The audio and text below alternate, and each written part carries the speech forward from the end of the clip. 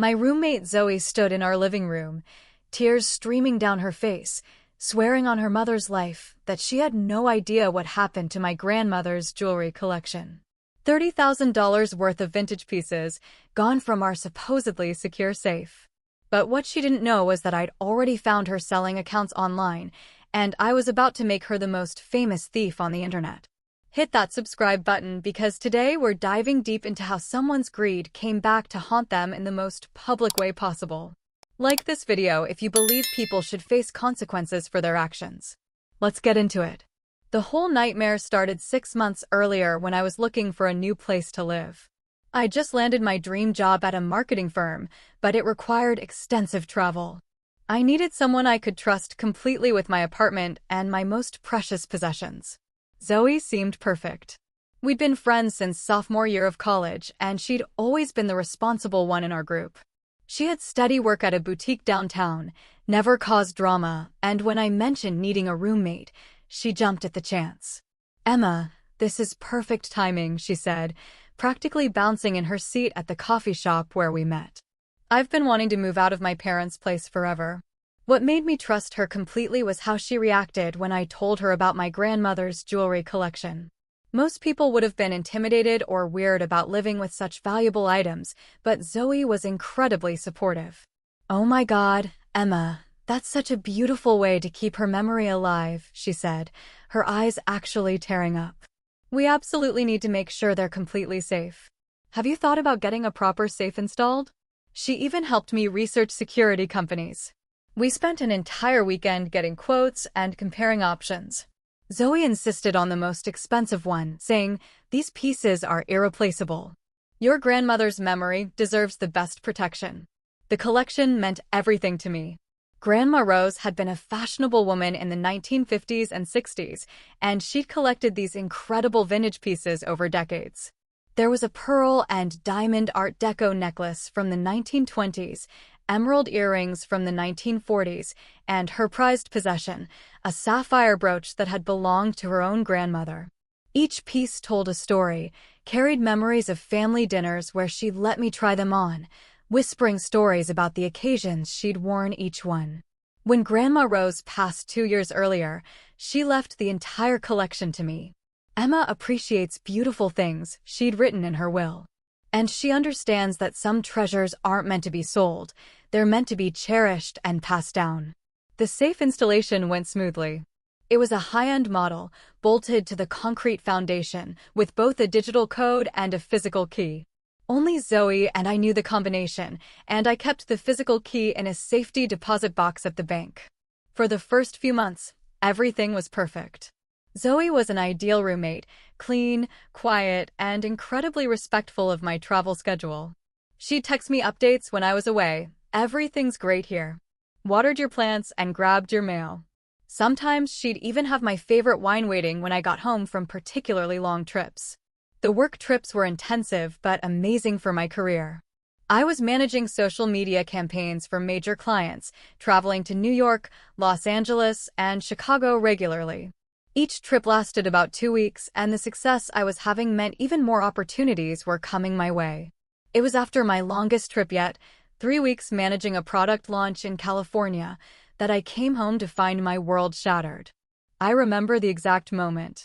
I dropped my suitcase in my bedroom and decided to check on the jewelry, something I always did after being away. It was like a ritual, a way of reconnecting with Grandma Rose after time away.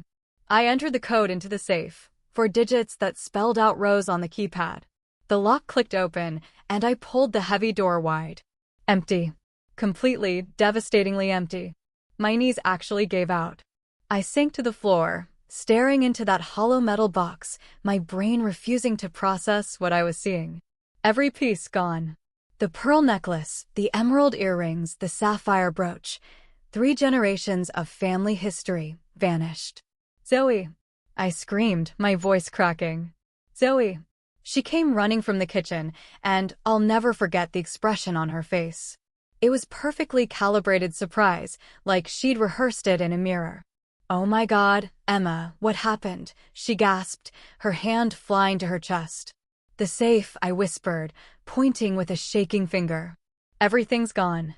Zoe's reaction was flawless. She crouched down next to me, her own eyes filling with tears. This is impossible. Who could have done this? Did you check the locks?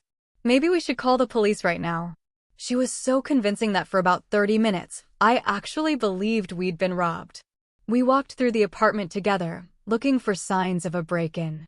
Everything else was exactly as I'd left it, my laptop, my camera equipment, even cash I'd left in a drawer. Only the jewelry was missing. The police arrived within an hour.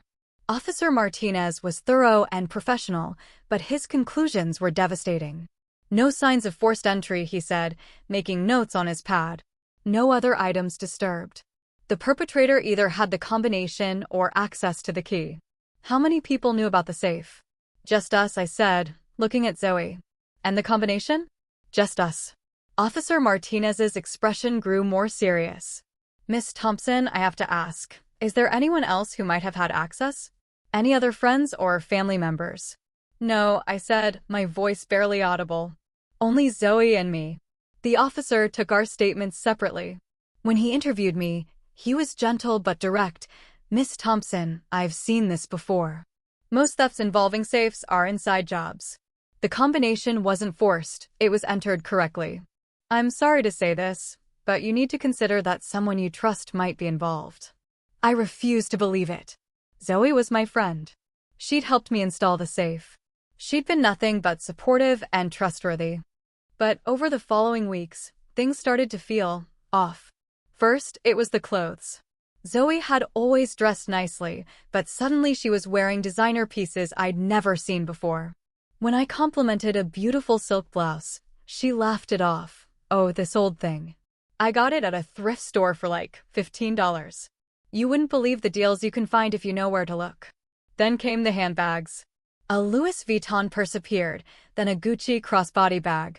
Sample sales, she explained. And I'm really good at finding knockoffs online that look just like the real thing. The lifestyle changes were even more dramatic. Zoe started taking weekend trips to expensive resorts, posting Instagram photos from rooftop bars and five-star hotels. When I asked how she afforded it all on her retail salary, she had ready explanations. Travel rewards credit cards, she'd say. And I've been saving up forever for these trips. But the math didn't add up. I knew what she made at the boutique because she'd complained about her low wages for years. Even with the most aggressive budgeting and deal hunting, her new lifestyle would have been impossible. The breaking point came when I saw the necklace. I was scrolling through Instagram late one night, still unable to sleep weeks after the theft, when one of Zoe's stories caught my eye. She was at some trendy cocktail bar, laughing with friends, and around her neck was a pearl and diamond necklace that made my heart stop. I screenshotted the image and zoomed in. The pearls, the diamond settings, even the distinctive clasp, it was identical to my grandmother's Art Deco piece. But that was impossible. That necklace was one of a kind, custom made in the 1920s. My hands shaking, I started researching online marketplace sites. If Zoe was stealing and selling my jewelry, there had to be traces somewhere. It took 3 days of methodical searching, but I found them. On a high-end consignment website called Estate Treasures, someone with the username VintageZoe23 had sold a pearl and diamond Art Deco necklace, circa 1920s, just 2 weeks after my return from California. The listing was detailed and professional, exquisite piece from a private estate collection. Authenticated vintage piece with original clasp and settings. Minor wear consistent with age. The photos showed my grandmother's necklace from every angle. But it was the email address associated with the account that confirmed everything, zoe.mitchell.vintage@gmail.com. Her name, her birth year, and a reference to vintage items. She wasn't even trying to hide it. I created a fake buyer account under the name Sarah Williams and started browsing. VintageZoe23 had sold dozens of items over the past 6 months, not just my pieces, but other vintage jewelry, designer handbags, and luxury items.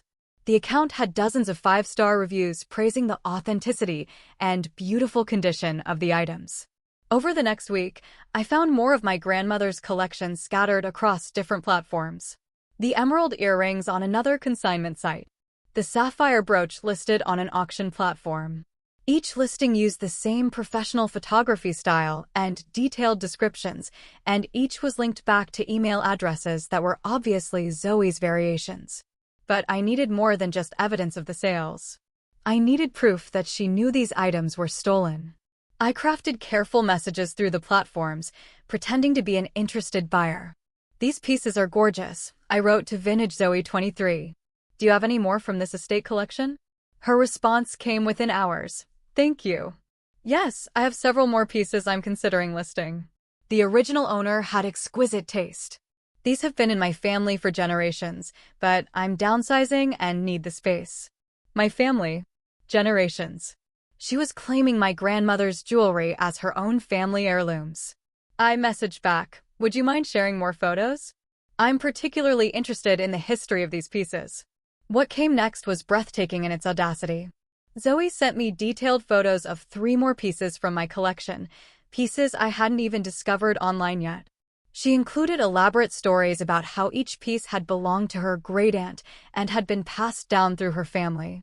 She was so confident, so comfortable with her lies, that she was essentially documenting her own theft for me. But the evidence gathering was emotionally devastating. Each night, I'd sit at my computer, finding more of my family's treasures being sold by someone I'd trusted completely. The worst part was reading her descriptions, watching her invent fake family histories for pieces that carried real memories of my grandmother. That's when I decided that documentation wasn't enough.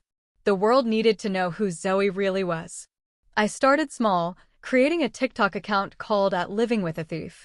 My first video was simple, a split screen showing Zoe's Instagram story featuring her in expensive clothes next to screenshots of her selling my jewelry online.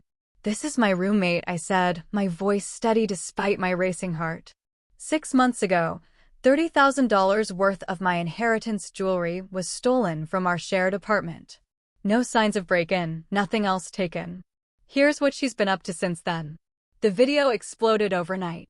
Within 24 hours, it had 2.3 million views and thousands of comments.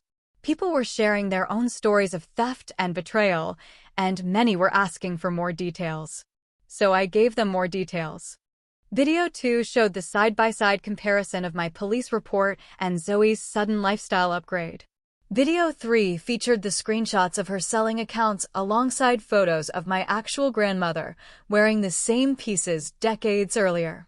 But it was video 4 that really caught fire. I'd managed to screen record a video call between Zoe and a potential buyer where she elaborately described the family history of my grandmother's sapphire brooch, complete with fake stories about her great-great-grandmother wearing it to important events. "She's literally selling my dead grandmother's memory," I said in the video. "These aren't just valuable items. They're family history, and she's making up lies about their significance to sell them for profit." The series took on a life of its own. #LivingWithAThief started trending, and people in our city began recognizing Zoe from the videos. The comments section became a treasure trove of tips and advice from viewers who'd had similar experiences. Some followers even found additional pieces from my collection that I'd missed, sending me links to auction sites and consignment stores where Vintage Zoe 23 and her variations were active. But the real breakthrough came when a viewer sent me something incredible, a screenshot from a local Facebook buy sell group from 8 months earlier, where someone had posted about their roommate stealing jewelry. The description matched Zoe perfectly, and when I reached out to the original poster, I discovered that Zoe had done this before. Her previous roommate, Amanda, had lost over $15,000 worth of family jewelry in remarkably similar circumstances. Amanda had suspected Zoe, but hadn't had enough evidence to prove it. When she saw my TikTok series, everything clicked into place. Armed with this pattern of behavior and mountains of evidence, I went back to the police. Officer Martinez took one look at my documentation and immediately reopened the case.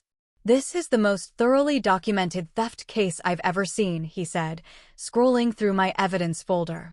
"Between your TikTok documentation, the selling account evidence, and now this pattern with her previous roommate, we have more than enough for charges." Zoe was arrested on a Tuesday morning as she left for work. I wasn't home when it happened. I was deliberately at the office, but neighbors later told me she'd screamed and cried, claiming she was being falsely accused. The arrest video, taken by a neighbor and shared online, showed Zoe trying to cover her face as she was led to the police car, still claiming innocence even as officers read her rights. But perhaps the most satisfying moment came 3 days later, when Zoe's mother called me. "Emma," Mrs. Mitchell's voice was thick with shame and exhaustion. "I need you to know that Zoe's father, and I had no idea. We're horrified. We've recovered some of your pieces from her storage unit, and we want to make this right."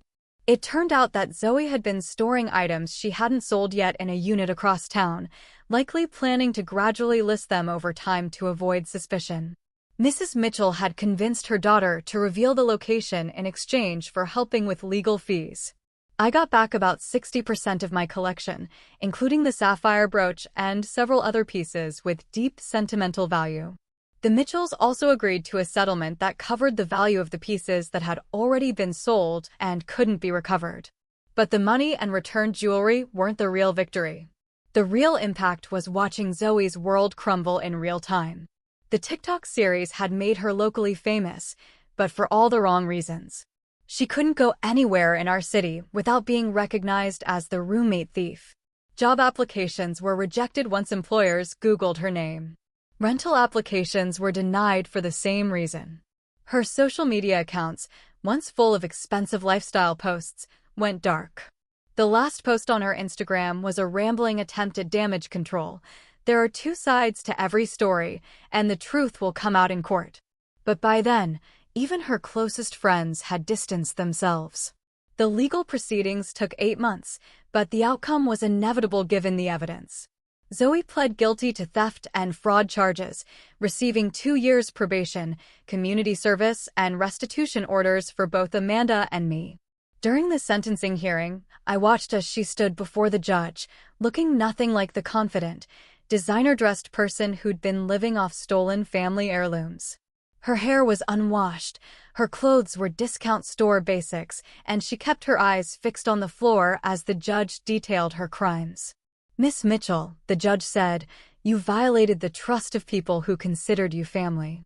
You didn't just steal objects. You stole memories, family history, and peace of mind. The court hopes you understand the lasting damage you've caused."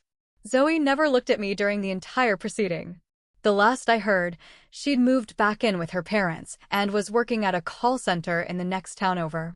Her dreams of being a social media influencer, she'd always talked about starting a lifestyle blog, were permanently destroyed by the very platform she'd hoped to conquer.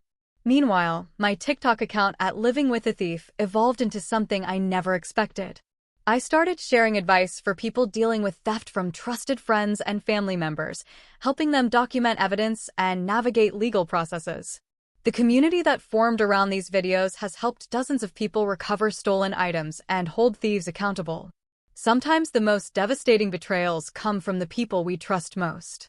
But when someone steals from you, they're not just taking objects, they're betting that you won't fight back. They're wrong. If this story resonated with you, smash that like button and subscribe for more true stories where actions have consequences. Drop a comment telling me about a time someone underestimated you. I read every single one. And remember, the truth has a way of catching up with people, especially when it goes viral. I'll see you in the next video.